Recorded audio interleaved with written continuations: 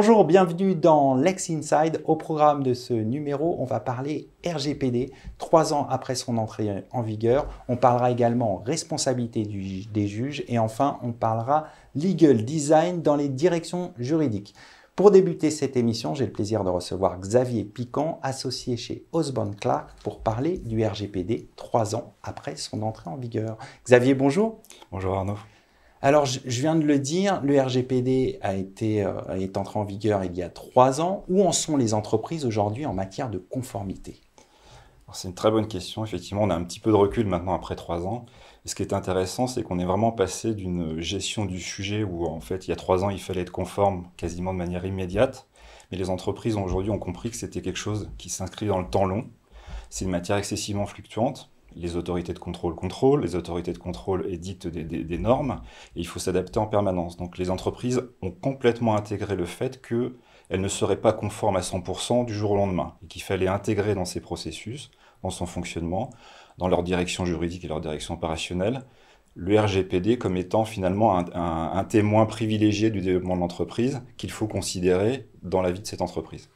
Alors, comment vous assistez les entreprises, vos clients, en matière de conformité? Alors en fait, on a adopté plusieurs approches qui sont en fonction à la fois du secteur et des clients. On va de l'assistance à la conformité très proche des clients, c'est-à-dire qu'en fait, on dégage des équipes auprès d'eux, même parfois on fait des détachements pour être très très proche des équipes des clients. Parfois, on intervient sur des sujets spot.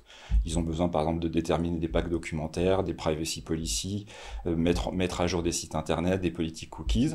Et puis par contre, des entreprises qui sont sur des projets spécifiques, par exemple des outils informatiques qui collectent beaucoup de données, sur lesquels ils ont besoin de nous consulter. Donc en fait, on essaye d'adapter à la fois nos ressources, nos tarifications évidemment, à la taille de l'entreprise, à ses besoins et à l'urgence du moment. Et évidemment, l'urgence parfois, c'est aussi parce qu'il peut y avoir des failles de sécurité où il faut se mobiliser très vite. On a vu, il y a plein de cas de fuite de données. Tout à fait, tout à fait. Alors c'est aussi pour cela que les entreprises ont compris que ce sujet était là pour longtemps. C'est pas simplement, et pour une raison simple aussi, c'est que le développement de l'entreprise aujourd'hui, elle se fait beaucoup sur la capacité à collecter, mais surtout à valoriser ces données. Et donc il faut des gens qui soient capables de les accompagner un petit peu au fil de l'eau. C'est rassurant pour eux, parce qu'on est là aussi pour les aider. C'est parfois aussi plus facile pour eux d'avoir quelqu'un de l'extérieur qui leur donne un benchmark aussi. C'est ça aussi. On essaie de les aider en disant, bah, vous voyez, avec tel autre client, on peut vous aider à faire cela aussi. Vous dites qu'il faut s'adapter. Est-ce que ça veut dire que votre rôle a évolué depuis 2018? Alors c'est ça que je trouve absolument passionnant dans cette matière finalement, c'est que au tout départ, il y a 3 ans, il y avait ce sujet conformité un petit peu massif, douloureux pour beaucoup. Et en fait, on se rend compte que l'avocat, il devient un peu plus qu'un avocat et un expert, il devient un petit peu un gestionnaire de projet. C'est-à-dire qu'il s'inscrit dans la stratégie de l'entreprise. Et je trouve que pour des équipes d'avocats, jeunes ou moins jeunes, c'est absolument passionnant parce que ça permet de comprendre une industrie, comprendre comment fonctionne aussi une direction juridique, comment les relations de la direction juridique se jouent avec la DSI, la direction générale. Et ça, c'est absolument fondamental, je pense, dans la formation des jeunes avocats, mais c'est aussi fondamental dans notre métier. C'est-à-dire moi, j'ai l'impression aussi de revenir dans mes premières années où j'étais en entreprise, et j'étais directeur juridique, et je me rendais compte qu'il fallait travailler avec tout le monde de manière très collective. Et le RGPD, c'est le très bon moyen de travailler collectif. Alors, quelles sont les perspectives d'évolution du rôle de l'avocat dans l'accompagnement justement des entreprises en matière de conformité?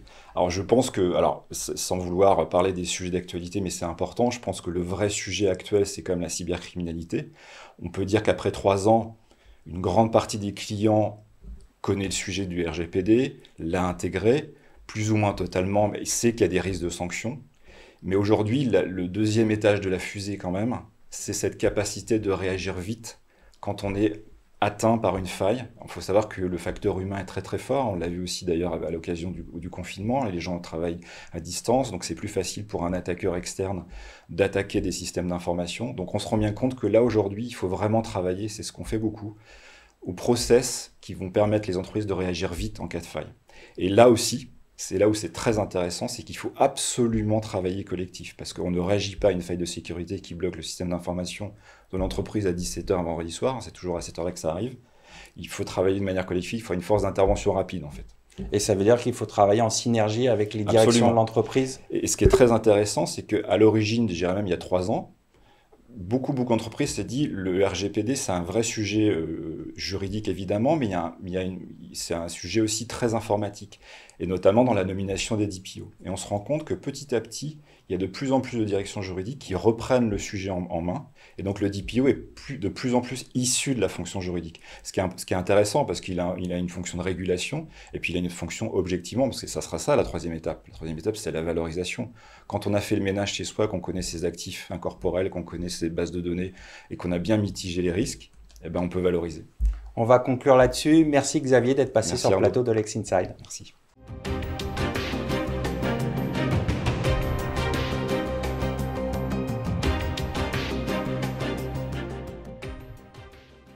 Vous êtes toujours dans Lex Inside, on va parler de la responsabilité des juges. C'est l'objet de l'ouvrage de Jacques Condrand-Robert, magistrat honoraire. Il a été premier vice-président du tribunal judiciaire de Paris.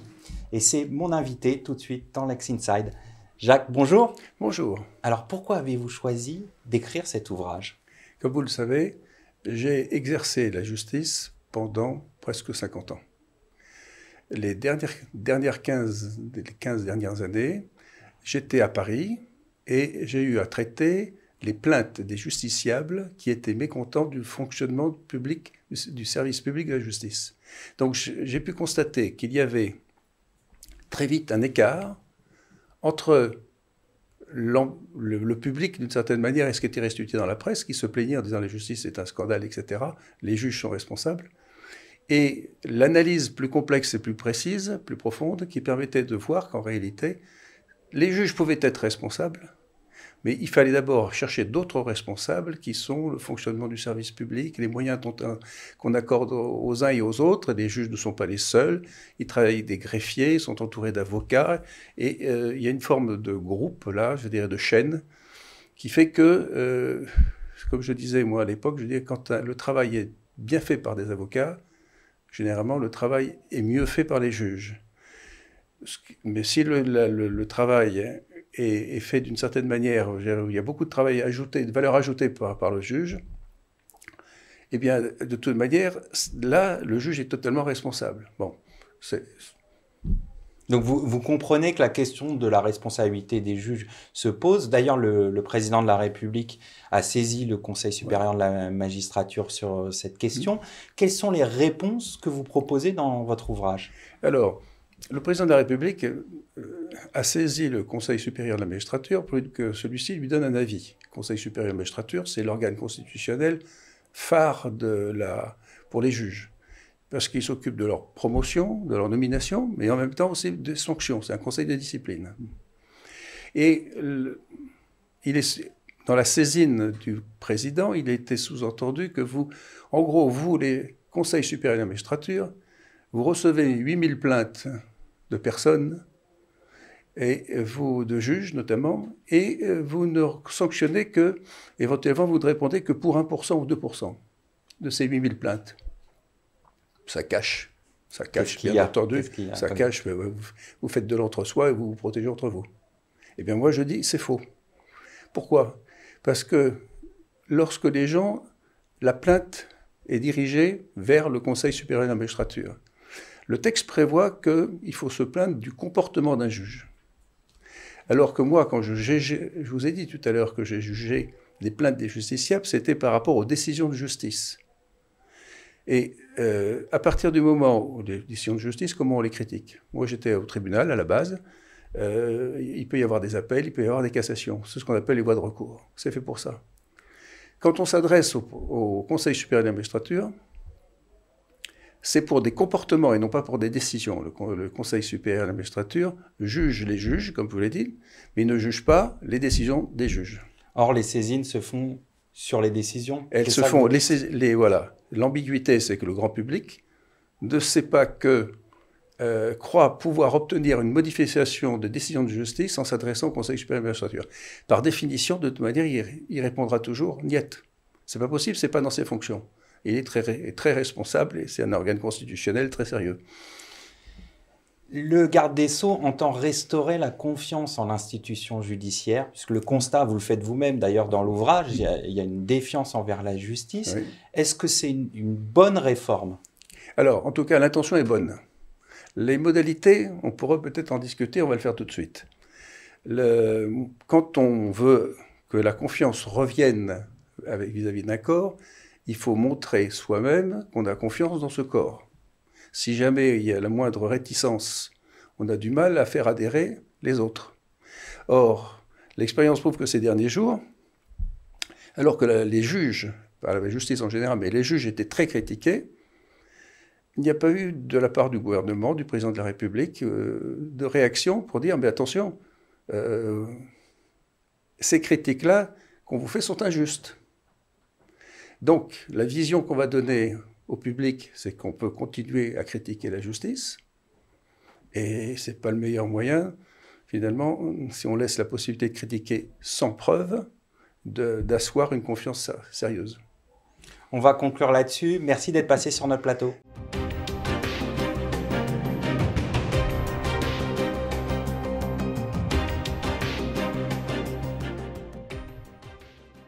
Vous êtes toujours dans Lex Inside, on va parler legal design dans les directions juridiques. Et pour évoquer le sujet, j'ai le plaisir de recevoir Siem Mayadi, présidente fondatrice de Juridi Legal Design. Siem, bonjour. Bonjour Arnaud. Alors tout d'abord, pour évoquer ce sujet, qu'est-ce que le legal design? Alors, la notion de legal design n'a pas de définition établie aujourd'hui. Cela dit, par rapport à ma pratique et de ce que je vois dans les directions juridiques et pas que, le legal design, c'est une méthode de travail pour concevoir des documents juridiques qui soient compréhensibles, clairs et engageants pour les clients. Et la démarche, elle s'inspire de la mentalité et les méthodologies des designers, où on vient mettre l'utilisateur, donc le client, l'utilisateur de la matière juridique, au centre de toute la démarche de la création des documents juridiques, et pas que, ça peut être les services ou l'organisation même d'une direction juridique. Alors, il y a un certain engouement des directions juridiques pour le legal design. Vous les accompagnez. Comment ça se traduit?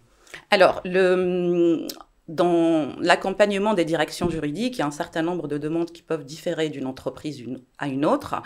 Mais l'idée globale qui en sort, c'est que les directions juridiques ont compris qu'il y a une accélération de la transformation digitale des métiers du droit de façon globale et que leur positionnement au niveau des entreprises doit évoluer. Et pour ce faire, ils font appel à Juridi. Je peux les accompagner dans le legal design de l'information, où on vient retravailler les contenus juridiques, les restructurer pour les rendre accessibles et compréhensibles par les opérationnels et les dirigeants de l'entreprise. Et donc, la direction juridique travaille aussi sa communication et l'image qu'elle pourra envoyer en interne par rapport à ses clients.